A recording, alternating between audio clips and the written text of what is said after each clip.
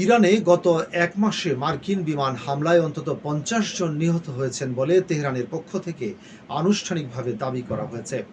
দেশটির স্বাস্থ্য মন্ত্রণালয়ের জনসংযোগ ও তথ্য কেন্দ্রের প্রধান হোসেইন কেরমানপুর সামাজিক যোগাযোগ মাধ্যম এক্সে এক বিবৃতিতে এই হতাহতের তথ্য নিশ্চিত করেন। তিনি জানান যে নিহতদের মধ্যে ৫ জন নারী এবং ১৮ বছরের কম বয়সী ২ জন শিশু ও কিশোর কিশোরীও অন্তর্ভুক্ত রয়েছে। এই ভয়াবহ হামলায় আহতদের মধ্যেও উল্লেখযোগ্য সংখ্যক বেসামরিক নাগরিক রয়েছেন, যার মধ্যে ৩২ জন নারী এবং ১৮ জন শিশু ও কিশোর কিশোরী।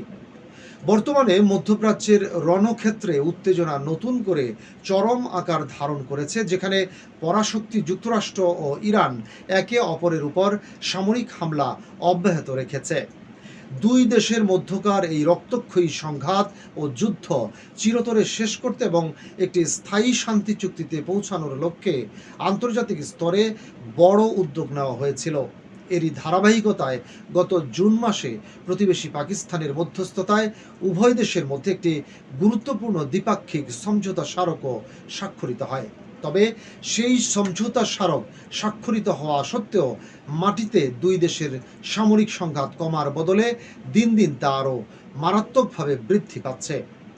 উভয় পক্ষের মধ্যে নতুন করে শুরু হওয়া এই সহিংসতা ও সংঘাত বৃদ্ধির কারণে দীর্ঘদিনের কাঙ্ক্ষিত চূড়ান্ত শান্তি চুক্তির পুরো প্রক্রিয়াটি এখন গভীর অনিশ্চয়তার মুখে পড়েছে।